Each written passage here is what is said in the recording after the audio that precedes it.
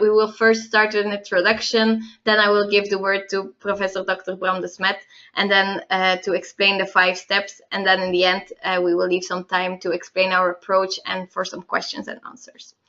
All right. So I was telling a little bit more about SOLVENTURE LIFe. So in the past, we've been conducting a lot of research on how external factors can improve our forecast and can improve the insights in our business. So what we've done is we've built a tool where we gathered information from all various data sources. Data sources like the FRED, the Federal Reserve of Economic Data, Eurostat, OECD. Basically, we can integrate any kind of external data source. And what we do is we match that data with your sales. And out of that exercise, there are the results are relevant indicators which can basically predict your sales. Now, what we see is that in different types of industries, different types of external influence play a bigger role. If you go closer to the consumer side, more in FMCG and retail, you see a lot of influences from events, promotions. If you are going, on the other hand, more second tier and third tier to more business to business kind of businesses, more in the chemical and process, then you see that the influence of macroeconomic factors is becoming more significant. And yeah, that is something which you, of course, need to analyze and investigate to build interesting and more accurate forecast models. So in these kind of industries, we have some references. Here you see some of the references within those industries. So we have reference within the chemical and process, in discrete and high tech, food and CPG. So definitely a lot of experiences across industries. And then a little word about SOLVENTURE. So SOLVENTURE has different products and solutions. Today we're going to talk about SOLVENTURE LIFe, which is specialized in advanced predictive analytics and basically builds further on the demand planning. But we also have an S&OP solution where we focus on sales, inventory, and operations planning. And we do that by focusing on 4 main pillars: people, process, tools, and analytics. And we provide consultancy-based software where we use the Archiva software for that S&OP process. And then on the other hand, we also have the SOLVENTURE Academy, where we basically focus more on knowledge and training in supply chain knowledge. We do that via different types of formats, let's say. We have accelerator days, but we also have tailor-made boost camps. If you want more information, don't hesitate to contact us, or you can also visit the SOLVENTURE Group website. All right. Now, how will you forecast with leading indicators? Maybe to start off or to go into the more practical example of how you should forecast with leading indicator forecasting, it's interesting to know, of course, the principle.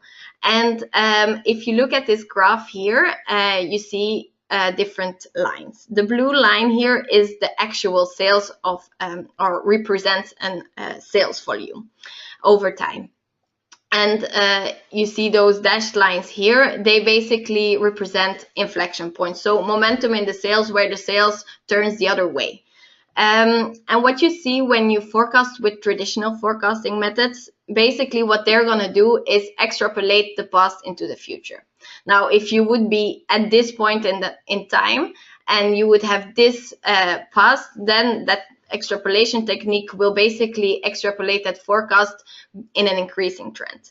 But reality says something else. Reality is actually going down. So basically the difference between that increased trend forecasted by the extrapolate or by the traditional technique and reality, there's a big difference between there. And that is something which we handle with leading indicator forecasting. Basically, what we will do is we look for indicators that have the same business cycle as your sales cycle, and which also have a leading value and which can help us predict those turns in your sales and better help us turn those corners. So what are we looking for? An indicator with a leading value, and that leading value actually enables us to make a forecast on a specific forecast horizon. So basically, the leading value will tell us how much in the future we can make a forecast. Just an example, if the oil price, for example, would be a leading indicator for your sales, and it would have a leading value of 9 months, then actually it means that an increase in the oil price will mean an effect in your sales 9 months later. And that 9 months basically enables you to make a forecast. Now, this is, of course, a very simple representation. Typically, we include more indicators, or we include multiple indicators in the forecast model, which will help us make a leading indicator forecast. And you might be thinking, which kind of level do you make these types of forecasts? Well, typically we go for the tactical level. So we analyze your sales on an aggregated level in monthly buckets and for a tactical horizon. But of course, the insights which you gather from that analysis or from that exercise can also help you on a strategic horizon. Strategic planning typically is far more out, so it will be 2, 3, 5 years, even 10 years sometimes in companies. But yeah, you have to base your business decisions on something, right? And if you have already a clue of what is influencing your sales, then basically you can use those insights as an input for your strategic forecast. And on the other way around as well, the tactical horizon or the tactical forecast can be disaggregated to an operational level and can enable you to do more short-term forecasting. So yeah, how will it benefit you? Something which we see at companies is that first you get kind of an insight in what really drives your business. And also it can be a good way to quantify qualitative assumptions. So in the business, there are always insights in what might be influencing the sales, but to really have the data confirming your assumptions can be a very valuable asset when you do your planning exercises. All right, I will give the word to Bram, who will guide you through those 5 practical steps. Thank you, Deborah. So welcome everybody. I will try to explain what are the 5 typical steps that we today as Solventure take with companies, let us say, when to introduce leading indicator forecasting and then also operationally implement it. So these are the 5 steps. We have good experiences recently with gathering multiple stakeholders around the table for a kind of a kickoff meeting. And basically a first kind of kickoff or workshop could combine steps 1, 2, and 3. So I will come back to that. Next step is to come to a pilot and before we come to an actual implementation. So if we start with the first step, what we like to do is say, okay, let's do a brainstorm. And what is the brainstorm about? It's about, okay, what do we think are relevant leading indicators for our business? And you want to gather the right people around the table. So who would be the right people? Well, we see a lot of interest from the side of strategic marketing or product management. We also see a lot of interest from the side of sales, from the side of supply chain. We have also involved in the past people from procurement, because certainly if it's related to raw materials and so on, they have a good knowledge. And they certainly also have some expectations on how that would influence your sales. So we are a big fan of gathering a relatively broad group in the organization to do a brainstorm on, okay, what are the key drivers of our sales? And when you want to do that, the last bullet here says define your scope. It's quite important also to define a good scope. So it could be that you say, okay, we will take 2 or 3 products groups from China, or we will take 1 or 2 or 3 product groups for the US or the US and Europe. So typically you try to define a scope which helps, let us say, having a focused brainstorm. How do we approach it? Well, basically we just hand out post-its. We ask people to write down their individual expectations on what are good drivers. And then we will cluster those post-its into a fishbone diagram, as we have an example here. When we do it, we typically do it using an electronic solution, using a software. So if you would need to gather people who are at multiple sides of the world, that's not an issue. We have done it before like that, so that's certainly possible. And okay, this could be a typical result or example, maybe from an FMCG company. Why FMCG? Because we see an impact of promotions, we see a quite important impact of weather. If you would be a diversified chemical company, it could be that you see more production type of or production activity type of indicators. So maybe part of your business is more linked to automotive. Another part is more linked, I don't know, to construction, and still another part is maybe linked to durable equipment for consumers. So what are the different types of drivers which you expect are influencing the chosen time series in certain product groups in certain regions? That's the discussion we have, and we try to cluster it. What do we take from this brainstorm?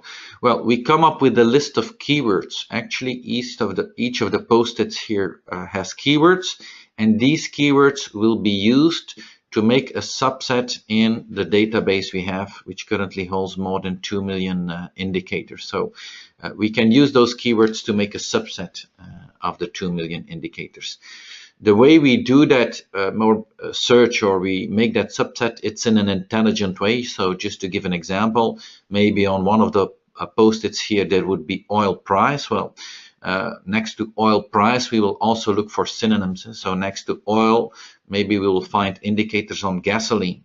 And next to oil, maybe also the gasoline indicators are relevant. And next to oil price, well, maybe oil production could also be relevant. Maybe even oil price is a bit speculative, whereas oil production is a bit more stable. So the oil production might even be a better indicator. So starting from this subset, you could say we do an intelligent search, which is looking for synonyms and so on. So we are doing an intelligent search to really come up with a subset of indicators which can be used in the next steps. Before we can then start making a forecast and start doing the analysis, the second step is actually to clean your data. So this is an example from one of the exercises we've done. So you see a sales pattern over multiple years, and you see quite important peaks. So this is really data from multiple years, and the peaks you can expect, this is seasonality, right? So there are some automatic, let us say, cleaning algorithms in the software, but certainly when we do an exercise with you, we pay a bit more close attention, and we try to put the maximum amount of intelligence required. So one of the things which might also strike you here, and which certainly struck us, is that you see, okay, if you see that the level, it changes, right? So the level here is a bit lower. In this middle period, it seems to be higher. Then the level is again a bit lower. So the level is going up and down. And you also see that the seasonal influence or the seasonal peak is larger when the sales is larger. So when the sales is higher, we also see that the peak is higher. So in technical terms, this means that if you want to remove seasonality, you preferably apply a multiplicative model. This is a technical way to deal with that, or to state that. In this specific example, if you would remove the seasonality with the multiplicative model, what remains is the red line here. So the black line is the original sales data. The red line is what we get as a result if we remove the seasonality with the multiplicative model, right? You see that there is still some peaks left behind, right? And then one of the questions could be like, okay, is this important? Do we need to do extra stuff to remove those red peaks from the time series? What we in any case do in the end is apply a smoothing.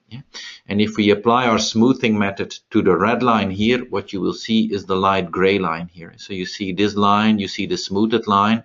So in this specific example or case, we said, well, this really reveals the underlying trend in a sufficient way, so we don't need to do any extra manipulations to better remove the seasonality and better reduce the red peaks. The gray line is good enough as a smoothed time series, so the gray line is the one we will start using then to match the leading indicators. So in this case, it was fairly straightforward. Sometimes it's more difficult. So we will show another example, which is more coming from an FMCG type of company. If you are an FMCG, you know, you might have important impact of promotions, of weather, of calendar effects. And so then, let's say, removing all of these effects to really reveal the underlying trend is a bit more labor intensive. So we will just show an example from an FMCG company. Well, if this is the data, the black line, you can see the underlying trend. The underlying trend on the one hand seems to be a declining trend, but to better reveal the underlying trend, we need to account for seasonality, different types of calendar effects. We might need to account for the effect of promotion. So we will remove these effects one to one or one by one to get a better estimation of what the underlying trend is really doing. So the first step is taking a look at monthly seasonality. So you see, if we just look at a month in the year, some months are better months and other months are worse, right? But the blue line is not really a good representation of the black line. So we need to add intelligence. So what happens if we add the week of the month? In general, if you are in consumer related products, the first week of the month, the purchasing power is higher compared to the last week of the month. So the week of the month might also have a big influence. So if we add the week of the month here, you can see that at least the blue pattern is getting more peaked. It seems a better representation. So some periods like over here seem already a bit better. In some other periods like over here or over here, we are still missing stuff. So what else could we add? We can take a look at public holidays. So if I'm in FMCG and my ultimate clients are consumers, if I'm around Christmas or New Year, or if I'm around Easter, I might have a peak in my sales. So certainly we see by adding public holidays, these two peaks are now better matched. But we're not yet there, so we will still need to add promotions. And this is where we really close a big gap, you could say. So if I switch back and forth, so this was without the promotions. This is with the promotion. So you see that part of the peaks in the sales is really promo driven, right? And the last thing we added here is add the week number of the promo. So typically the first week when you run a promo is better than week 3 or week 4. Also, if you run a promo the week before the promo, you might have a cannibalization because people will just wait with buying the stuff because they know a promo is coming. So you could say we made the promo a bit more intelligent here. That certainly helps. And by adding extra intelligence and then in the end smoothing the sales, this is what we get. So the black pattern was really the original time series. If we remove all the effects which we just discussed and then we apply some smoothing, what we end up with is the blue line here, right? So if you look at the blue line, and certainly if you look at the more recent history, it's more clear that, well, on the one hand, there was a kind of a declining trend, but you also see that that declining trend has really stopped and that it has been reversed. So the goal is always to reveal the underlying trend. And once you have revealed the underlying trend, we can start looking like, okay, what type of macroeconomic factors help us to predict the trend, and the trend changes. Certainly the trend changes like the one we have over here. That's what we are looking for. So you could say so far we have two things. In step 1, we made a list of keywords, and based on that list and an intelligent search in the database, we have made a subset of our 2 million indicators. And in the second step, we have tried to do an intelligent filtering of effects from the original time series to come up with a kind of a smoothed time series, which better reveals the underlying trend and the underlying trend changes. And then the next step is, of course, matching these two. And when we start doing the matching and when we start doing the forecasting, we can still do two things. We can say, okay, we take your data, and after removing some of the effects, we will just match that data to the 2 million indicators. That's what we call the brute force analysis. We can also match your data with your subset of indicators that is based on the keywords that we defined during the brainstorm exercise. So that's actually next, right? So we can do that brute force analysis. So just matching the smoothed time series or the smoothed sales with the whole database, and we can also match it with the subset. And why do we want to have those two types of models? Well, basically because we say, okay, if we take the subset, well, the subset is based on your current expectations, right? And the question is, well, are your current expectations really right? Maybe you overlooked something, or maybe in your subset there are some assumptions which were true 5 or 10 years ago, but the market has changed. So certainly with the brute force model, we try to bring up new insights, things which you have overlooked, things which you were not aware before. Yeah? On the other hand, the brute force might come up with things which are not necessarily intuitive, right? So that's also why contrasting it with the subset model, which are really the things you expect so you can easily explain.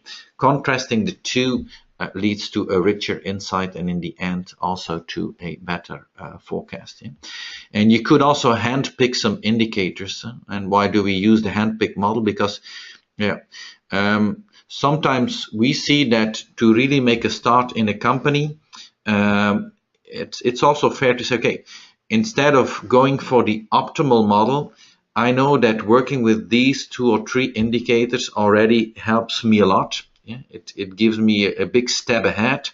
And these are really simple and intuitive indicators which everybody understands. So it's also fine to handpick some indicators. You can also do that in the tool, see what is the performance of that handpicked model, and maybe the performance of the handpicked model is not as good as the subset or the brute force, but it might be good enough to really make a start. And if it's very intuitive and very easy to explain, it certainly will help in the change management process. So making different sets of indicators and playing around with that is something which we do when we, let's say, make a start with customers on leading indicator forecasting. So these are some examples of exercises we did with customers. So we see here the result of a brute force model for a certain product group in a certain region.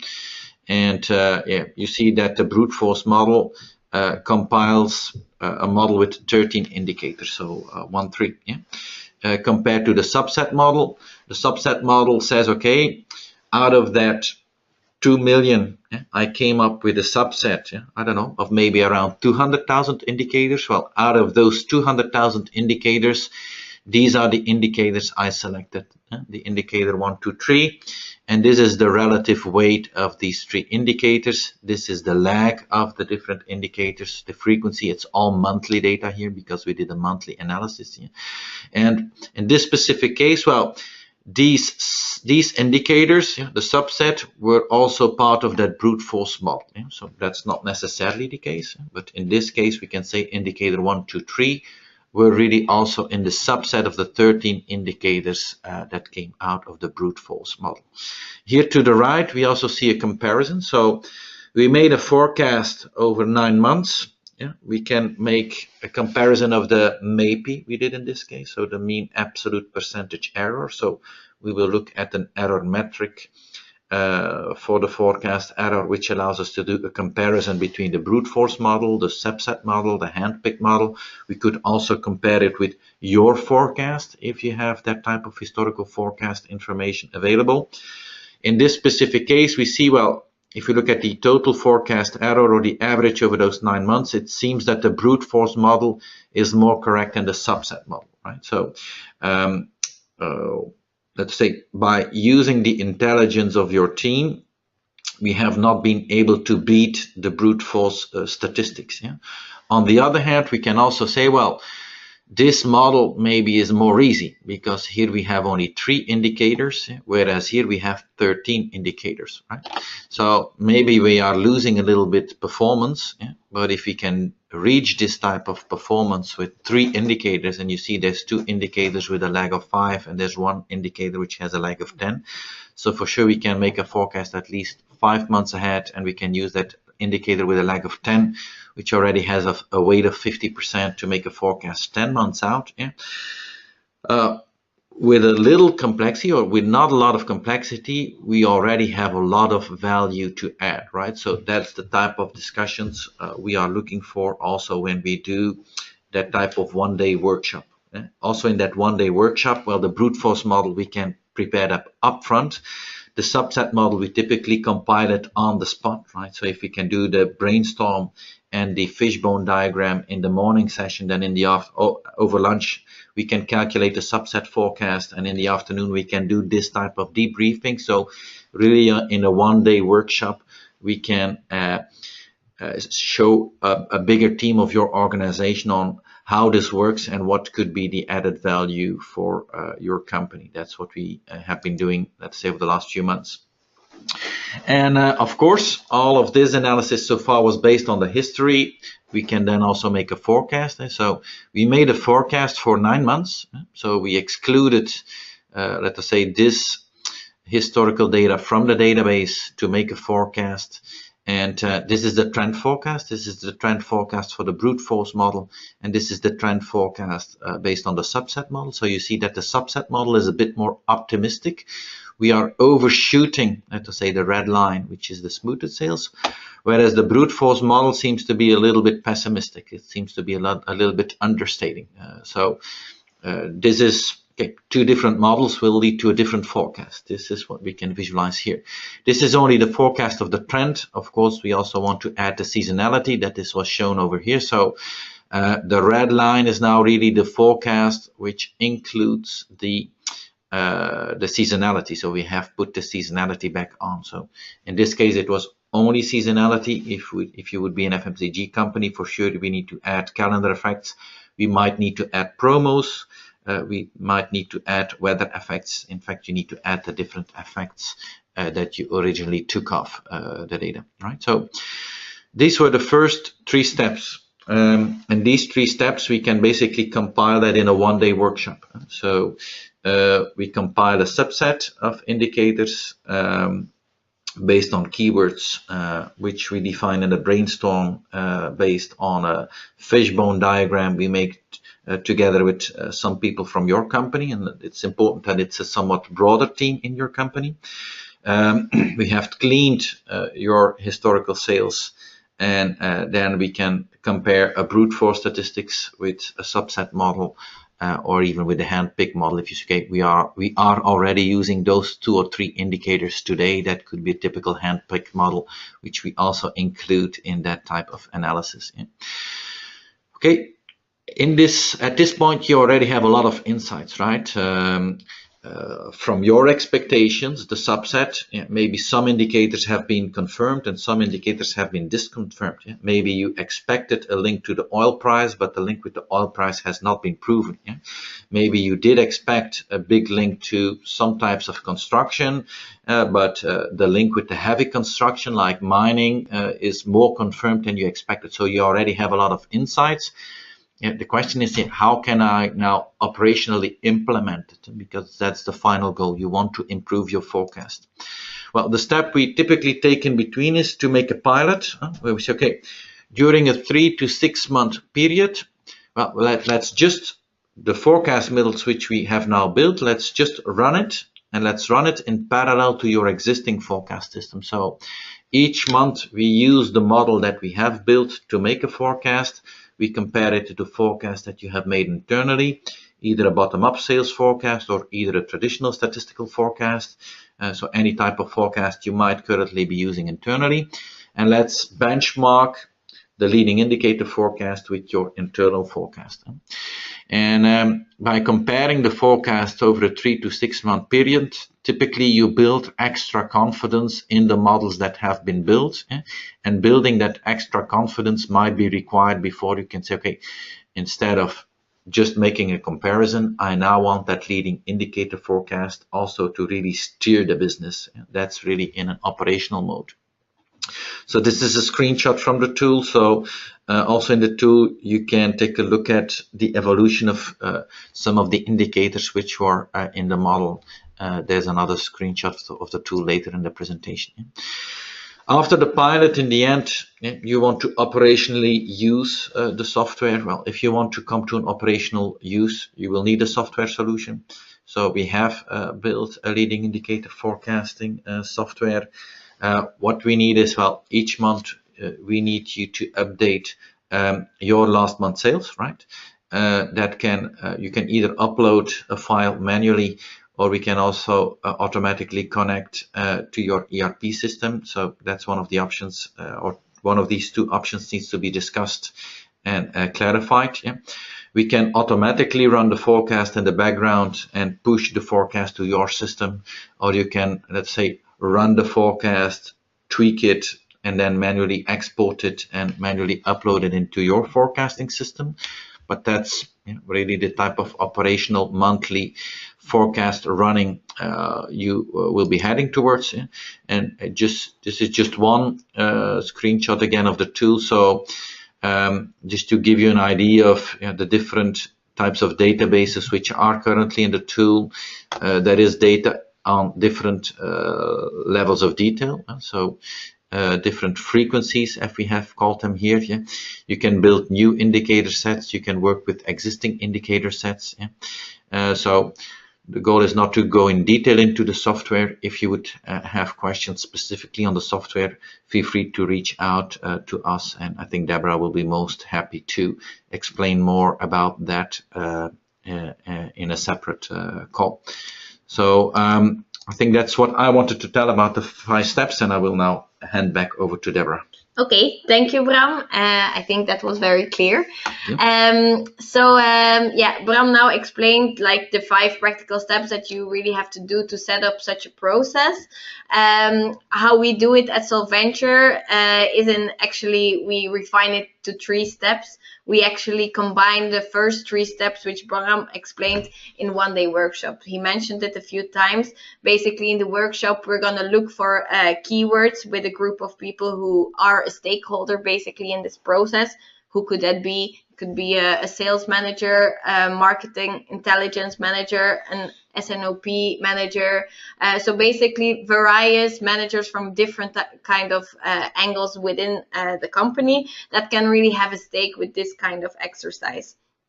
And then, of course, we smooth the sales and we make a first brute force and subset model. Now then, in the second phase, yeah, you kind of need to validate those models during a period, during 3 to 6 months typically, to really validate the indicators and also, get used to the way of working with leading indicators, etc. And then, of course, when those indicators are validated, you will go to an operational phase where you monthly use the forecast in your operational forecast. So yeah, what is the input that you need for such a workshop? Yeah, you need to analyze the relevant time series, and yeah, you need to kind of have some project manager who's really also on this project from the company side, and really helping to organize that workshop as a whole.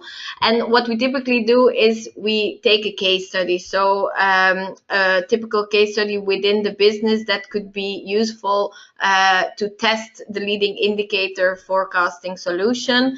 And from then onwards, when you've implemented that, you can take it to the next step and include more time series. So in the pilot, as I discussed, you are going to monitor those forecasts and benchmark it as well with your in-company forecast. And then, of course, operationally, you need to make it work as well, and you really need to start using those forecasts.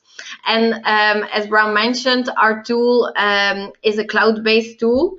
So basically, it can be used in the cloud, and your data can be integrated or uploaded to the tool.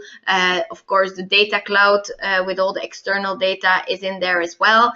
And then basically you can integrate it with your company system, or you can take the forecasts or export them to your system and use it in that kind of way. So that's basically how it works on a software level. I think if you have questions on this, or if you want to know more about how we typically do this kind of exercises, don't hesitate to reach out to me. and I think we still have some time. We're running quite ahead of schedule, so we can take some questions. So during the webinar, we've received one question here. How do you make sure that your brute force model is not overfitting? This indicates that assigning nonsensical correlations and finding patterns in the noise. I think that's a good question for you, Bram. Yeah, so indeed, when you use this type of models, there is a risk of overfitting. Mm-hmm. And well, the type of models we use are in fact accounting for that. So it means that we've seen the brute force model, which in this case had 13 indicators. Yeah? If instead of 13 indicators you would allow the model to use 100 indicators, yeah, then in theory it would provide even a better forecast, but it would lose its predictive power. So it's always a balance, like, okay, I need to use enough indicators to make sure I explain enough of the variance, yeah, but I cannot use too many, because if I use too many, the model will lose some of its predictive power. Yeah? And I think this really goes to the heart of the statistical model. And that's also where the PhD research has really helped to find, let us say, the most advanced statistical models currently available to make sure that we have the right indicators, we have enough indicators, but that the model is not using its predictive power because we are overfitting. So I think that would be the answer there. So that you have a balanced model, basically. Yes. All right. I hope that answers your question. Then another question. What is the level of data that you need for this kind of exercises? I think we kind of mentioned it during the webinar as well, that we typically do it in monthly buckets and on a more aggregated level. From my experience with customers, I see that it is typically regionally for a specific region for a specific product group. So that could be, I don't know, detergents within Europe and detergents within North America, for example. That is typically something which I see. Of course, when you need to go or when you're in FMCG and you need to go analyze weather, etc., then you have to go to a lower level, of course, to get that really weather influence. But typically, I think that we look at it more from a monthly level on an aggregated scope, regionally or product-based. But that, of course, also depends a bit on how your company is structured. Yeah. Let's see if there is another question. Another question, which sectors typically benefit from these types of forecasting techniques? Bram, yeah. Any sector which has dependency on other sectors basically is relevant. And so that means in a certain sense, any business-to-business type of environment knows that it will be dependent on its customers or even the customers of its customers. So certainly anything which is linked to automotive, anything which is linked to construction, these are also known to be cyclical industries. So that's highly relevant. And at the same time, we've also done multiple cases now for FMCG, where on the one hand, if you look at FMCG, you need to do a better job in getting rid of some of the promo variance, because promos are very dominant. But if you can remove that variance in a good way, you also see the underlying impact, just to name something like of the impact of an event like Brexit, right? So in my feeling, it's applicable in different industries, and of course, like for the business to business, I think it's even much more obvious. I think in FMCG, the job is a little bit harder, but it remains relevant. Also for FMCG, you could say, okay, knowing that there are so many heavy influences on my sales, it's even more important to model these demand drivers. And if I don't do it, I will never come to a good forecast. Okay. Okay, then one more question here. I think that we will take this one as the last one. So if you talk about stakeholders, which are the most important ones to involve in this process? Yeah, I think from our experience at least, we've seen that forecasting with leading indicators is something which could be relevant for different types of units within the company. Typically, traditional forecasting techniques was very related to S&OP and demand planning unit, but since we get the insights of the external market basically by doing leading indicator forecasting, yeah, it becomes relevant for other people within the company as well. If I can imagine, for example, a sales director, he wants to know where the sales is going to go in a specific region, and he will need to decide if he's going to put more resources there or not. If he sees that, yeah, economy wise it doesn't look so good to invest in more resources there, yeah, that is relevant information for these profiles as well to make decisions, right? So what we typically see and where we see interest within the business for yeah, these leading indicators and the insights that come out of this exercise is typically, yeah, market intelligence on the sales levels. Sales directors are interested in these insights, and then yeah, finance as well. They have to also make their finance forecast, and the much more input they get, the better basically that they can yeah, that they can adapt their forecasts to external changes. And then of course the S&OP, the supply chain, is of course also benefited by these types of exercises because they get a more accurate forecast. I don't know if you have other persons that you think of that Well, I certainly also see a big interest in the finance community. So supply chain has always been interested in a better forecast. It has always been difficult to convince sales to participate in the forecasting process, but that changes here because instead of keying in numbers with leading indicator forecasting, the sales community gets something back. They get market insights, and they didn't get that from the traditional forecasting process. So that makes a big difference.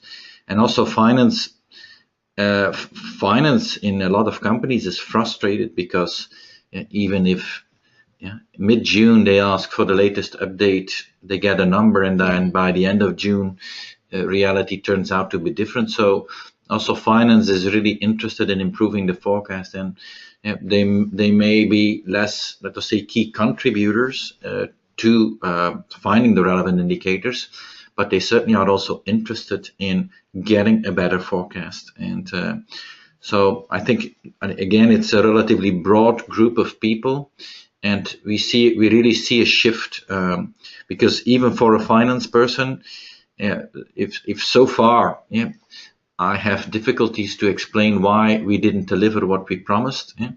If now I can also better understand the drivers and explain to analysts like, okay, my expectation is that results will be good or results will be bad, and it's because of this reason. If I better understand the underlying drivers, and I can better explain it to the investor community, these are certainly things which will make a drastic difference compared to the way companies are making forecasts today.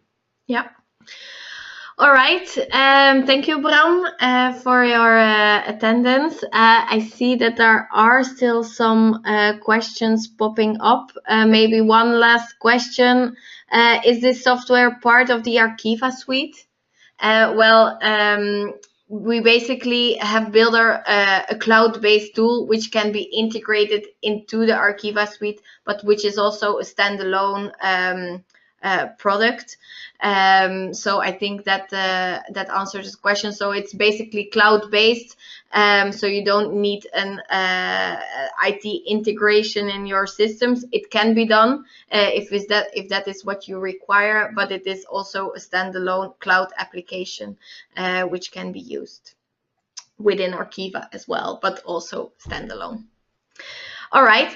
So we have an upcoming webinar next month, the 21st of March, where we invite Shari de Baats from Ghent University, who's a postdoctoral researcher, and who's gonna share her insights on choosing the right forecast model. She's done an experiment on this, and it showed some very interesting results, which we're also going to share with you. And it has a big connection to leading indicator forecasting, so that will probably be an interesting one to join. You can register via our website, and the recording of this webinar will be sent out to you as well. All right, thank you, and see you soon. Bye bye.